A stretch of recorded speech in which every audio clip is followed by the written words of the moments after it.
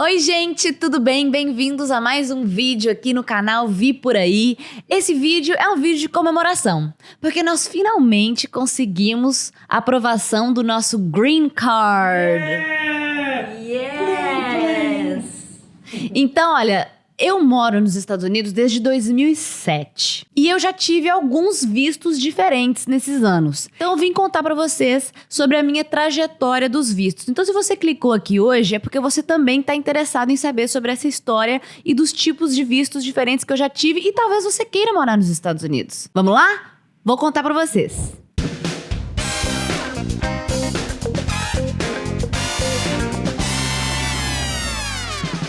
Eu vim morar nos Estados Unidos em 2007. Eu estudava numa escola americana no Equador e eu fiz um programa lá que chama IB, International Baccalaureate, no high school, que é no... Como é que fala high school? Segundo grau. Segundo grau. E esse IB, que eu vim estudando há 2 anos para esse IB, ele dava credits numa universidade americana. Então, assim, se eu não fosse para uma escola americana, eu ia perder todos esses créditos. Então, e também eu queria estudar nos Estados Unidos. Eu fui alfabetizada em inglês, então pra mim era mais fácil. Se você falasse assim, nossa, você vai ter que ir pro Brasil pra fazer vestibular, eu ia ficar doida, porque eu nunca aprendi, eu nunca nem tive uma aula de português. Então, assim, isso me assustava bastante. Então, eu queria estudar nos Estados Unidos, eu queria estudar numa escola de cinema, eu queria estudar televisão, então... Eu já tinha as minhas universidades escolhidas, eu apliquei para 5 universidades, me aceitaram nas 5, só que a Chapman, que foi a universidade onde eu estudei, que era o meu number one choice, foi a que me deu mais dinheiro, me deu uma bolsa melhor. Então eu falei, nossa, que bom, justo a universidade que eu mais gostei me deu a melhor bolsa. Então eu decidi ir pra Chapman. E aí foi o meu primeiro visto, além do visto de turista, que eu já tive quando eu era pequena. Foi meu primeiro visto pra morar nos Estados Unidos e eu vim como estudante, que foi o visto F1. E esse visto, ele te dá esse visto durante o tempo que você tá enrolled, full time, como uma estudante. Então eu fiquei 4 anos com esse visto. Eu fiz o meu freshman, sophomore, junior e senior year na Chapman. Você só pode estudar com esse visto, né? E esse visto, você não pode trabalhar, a não ser que você trabalhe no campus da universidade. Então você não pode trabalhar fora da universidade. E eu trabalhei lá na universidade porque eu queria tirar já o meu Social Security, que é tipo um CPF. Então, e eu ia usar esse CPF, esse Social Security, você usa pra tudo aqui nos Estados Unidos, igual você usa o seu CPF pra tudo no Brasil. Então, pra eu tirar esse meu CPF, esse meu Social Security, eu tive que ter um emprego na universidade. E eu era assistente do Admissions Counselor da universidade e eu trabalhava com estudantes internacionais. Então, vários estudantes que vinham da América Latina, até mesmo do Brasil, que eram poucos, conversavam comigo sobre a experiência e tal, como que era. Depois, quando eles entravam na universidade, eu fazia um tour com eles. Eu trabalhei lá e também trabalhei como assistente da professora de espanhol. Você já ficou com alguns alunos internacionais que você conheceu aí? Eu nunca fiquei com alunos Graças a Deus, internacionais. pode continuar então, só pra ter certeza, só pra saber. Se você não tava contando a história de alguma coisa que eu... Que isso, que louco, que louco. Eu ia ficar indignado! Então, eu trabalhei lá na Chapman e tirei o meu Social Security. E depois, quando eu formei, eu tirei uma coisa chamada OPT, Optional Practical Training. Acho que é isso que chama. Vai falando aí que eu já desculpo. E esse OPT, você tem que, quando você forma da universidade, você tem que aplicar para esse permisso. É como se fosse uma autorização para você trabalhar nos Estados Unidos durante 1 ano na área em que você estudou. Só pode ser na área que você estudou. Então não adianta você tirar o seu OPT e fazer Uber. Você tem que trabalhar e tem que ser na área que você estudou. Optional Practical Training. Isso, é isso mesmo. For falei certo. F1 students. Sim. E esse OPT, ele só vale 1 ano. Se você não conseguiu outro visto nesse 1 ano, para você continuar nos Estados Unidos, bye bye. Eu lembro que eu queria ficar nos Estados Unidos, eu queria trabalhar lá. E eu tinha conseguido... Eu fiz alguns bicos, eu não conhecia ninguém em Los Angeles, porque eu estudava em Orange County. Quando eu formei, eu fui pra Los Angeles, fui morar lá. E eu não conhecia ninguém. Tive que começar do zero, conhecer pessoas, fazer bicos, fazer freelancer aqui, vamos trabalhar produção ali. E aí eu descobri uma forma de me fazer unsubstitutable. Por quê? O que acontece? Eu comecei a fazer muita pesquisa sobre os tipos de vistos que eu poderia ter para poder ficar lá. Então eu sabia que eu would qualify para o visto H-1B, só que aí uma empresa ia ter que me patrocinar, sponsor, e é muito difícil acontecer isso, porque eles preferem contratar uma pessoa americana que não tem que ter papelada, não tem que pagar um certo salário que manda no H-1B, entendeu? Então isso ia ser difícil. Aí eu falei, como que eu posso fazer com que a empresa precise de mim mesmo? Aí eu pensei, vou... sair com o chefe. Não, vou usar o que eu tenho, que é o meu melhor asset, que eu acho que é até hoje o meu melhor asset, é os meus idiomas. E eu pensei, eu vou ter que encontrar alguma produtora que precise de conteúdo em português, inglês e espanhol. E eu sou a pessoa certa.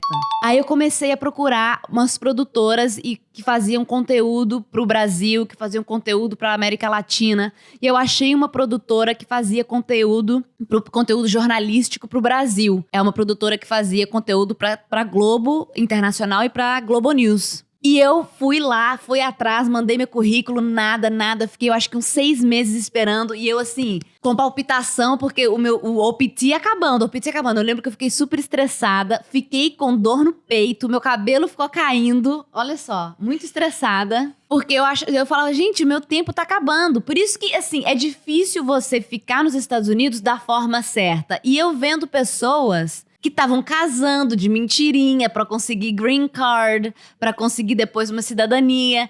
E eu queria ficar nos Estados Unidos, mas não tanto pra fazer um casamento de mentira. Então, finalmente me responderam dessa produtora. Eu comecei a fazer um estágio lá, fiquei 3 meses trabalhando de graça, pagando pra trabalhar lá, porque eu tinha que ir de carro dirigindo no Valley, que demorava 45 minutos pra chegar lá todos os dias. E eu fazia a produção de uns programas da TV Globo Internacional e eu era produtora da Globo News.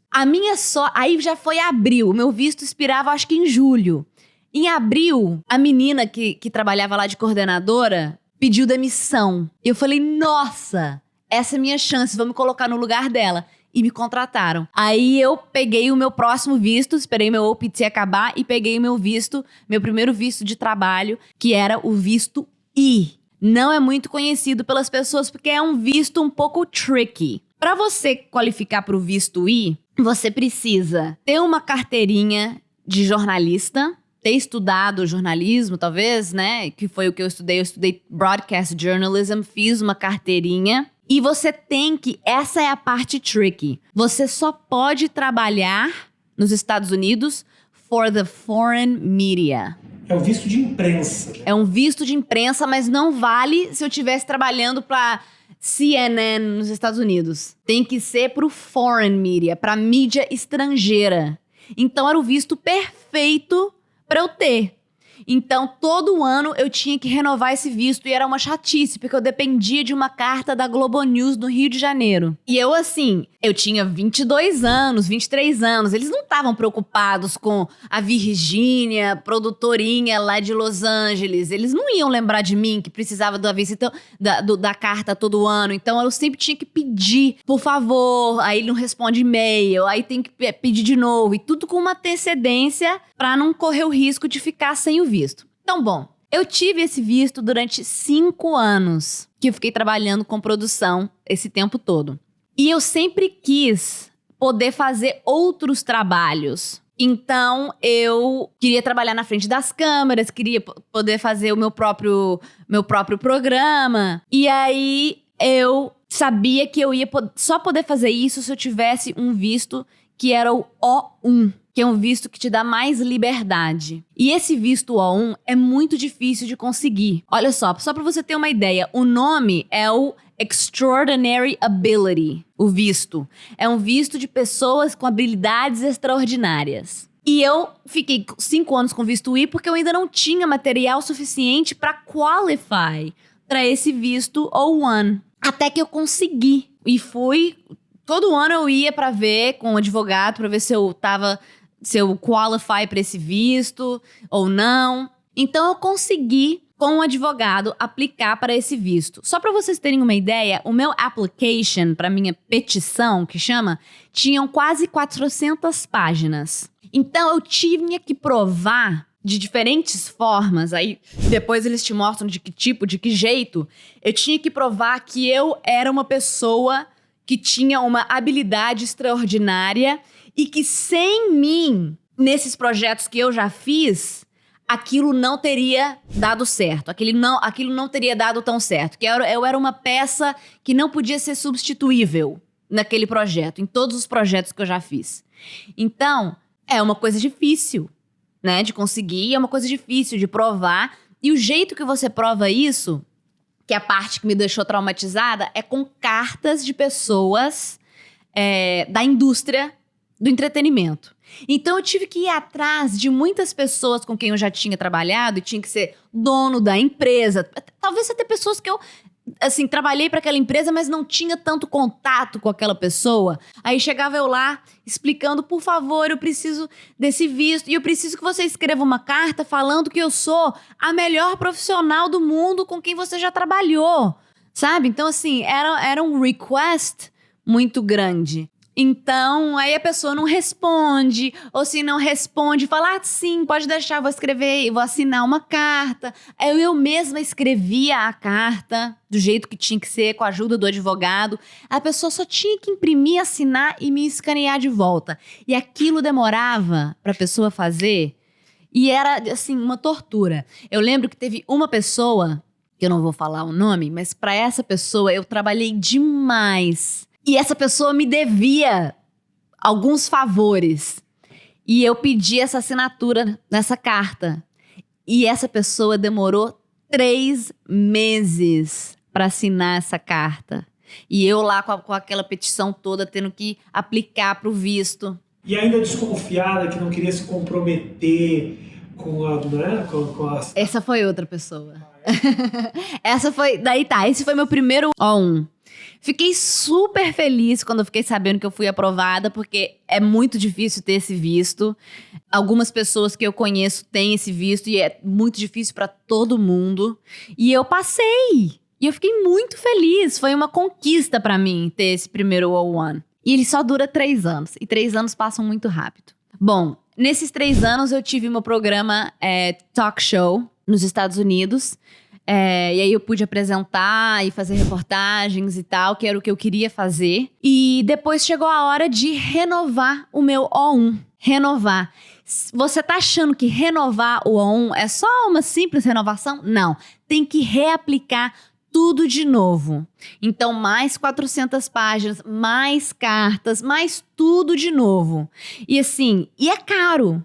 Um processo desse com advogado custa mais ou menos $7.000. Hoje em dia, talvez até mais. Fora todos os fees e as taxas que você tem que pagar para imigração. Então, assim, quando eu falo que ficar aqui nos Estados Unidos é difícil, se você fizer as coisas certas, do jeito certo, é porque é muito difícil mesmo. Por isso que tem muitas pessoas que tentam ficar aqui de um jeito ilegal. Ou casando de mentirinha, ou vindo e ficando sem papéis, sem documentos durante muito tempo. Tem um filho, depois o filho pode te dar o visto, pode dar a cidadania.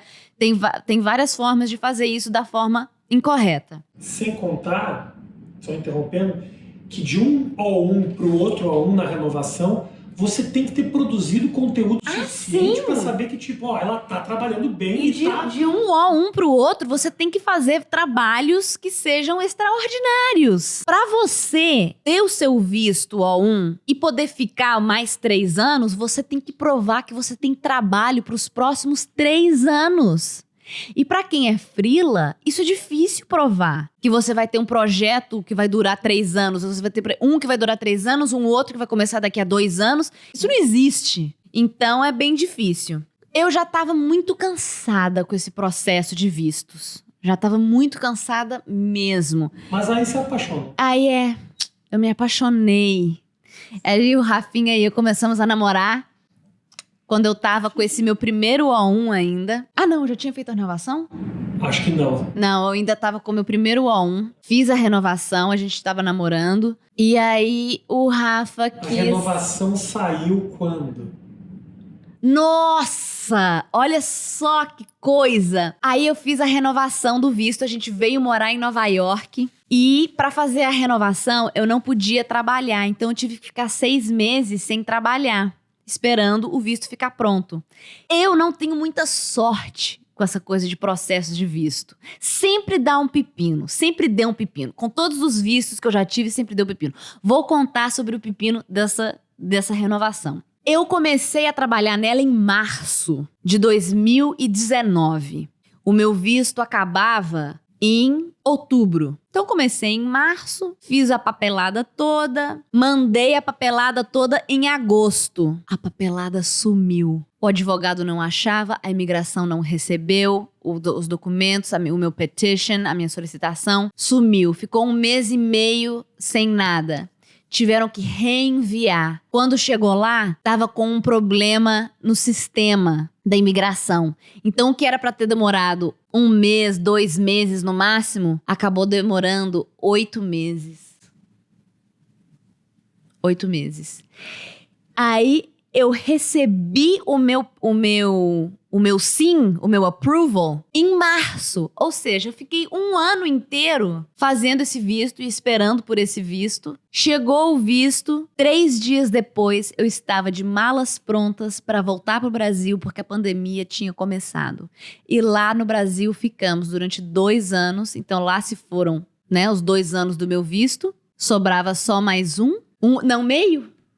meio visto. Que eu tô com ele até meio ano. Então... Acaba agora em outubro. Tô com ele e acaba agora em outubro. E eu falei pro Rafa, falei pra ele assim, Rafa... E o Rafa é uma pessoa muito sortuda. Ele é muito abençoado, muito sortudo. Tudo que ele tenta fazer... Tá passando um carro aqui. Tá falando sobre imigração, os caras vêm te buscar. Tudo que ele tenta fazer, ele consegue fazer. E as coisas acontecem pra ele com muita facilidade e ele não se estressa. Comigo é diferente. Sempre tem empecilhos, sempre tem obstáculos e eu me estresso demais. Ó, cabelo cai, eu fico com palpitação, tenho que tomar remédio, fico muito estressado, a pessoa não responde, manda errado. E eu acho que é por isso, porque eu fico muito estressada, talvez eu atraio isso, mas eu não consigo controlar. Minha psicóloga falou pra mim que o meu visto era o meu karma. Eu tinha que começar a aprender a trabalhar isso em mim. Não sei se eu aprendi. Acho que não.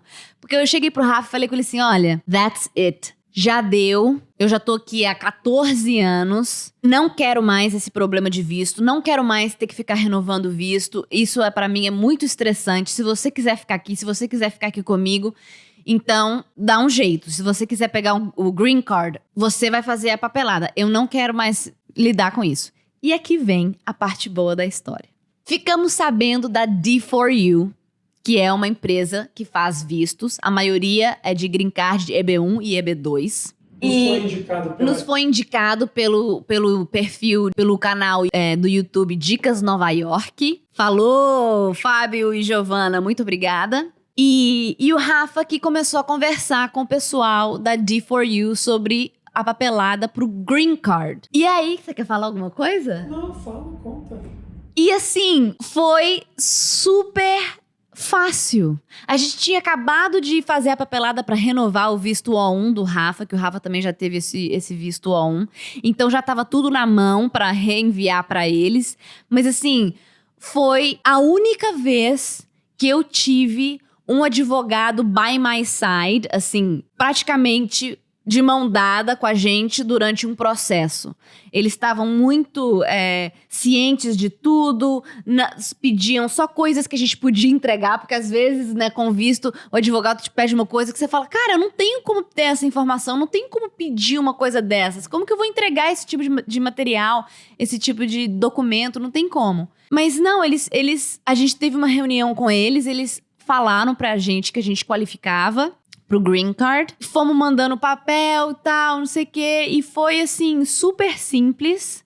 Toda vez que precisava mandar o documento ou enviar, era eles me cobrando. Não era eu cobrando eles, sim, como sempre foi. Isso sempre acontecia. Então, assim, eu sentia que às vezes, quando eu fazia os meus vistos, eu tinha que estar um passo na frente do advogado, pensando, peraí, você não tem que me pedir esse documento, mas e talvez o outro documento? Você não precisa de uma assinatura de tal? Ah, sim, precisamos. Então, assim, parecia que eu não tinha uma pessoa que estava fazendo o case mesmo. Tanto que você descobriu que o governo não tinha recebido a tua papelada porque você pressionou, falou, ué... Fui eu que descobri, daquela vez que o meu papelada sumiu, fui eu que tinha descoberto isso.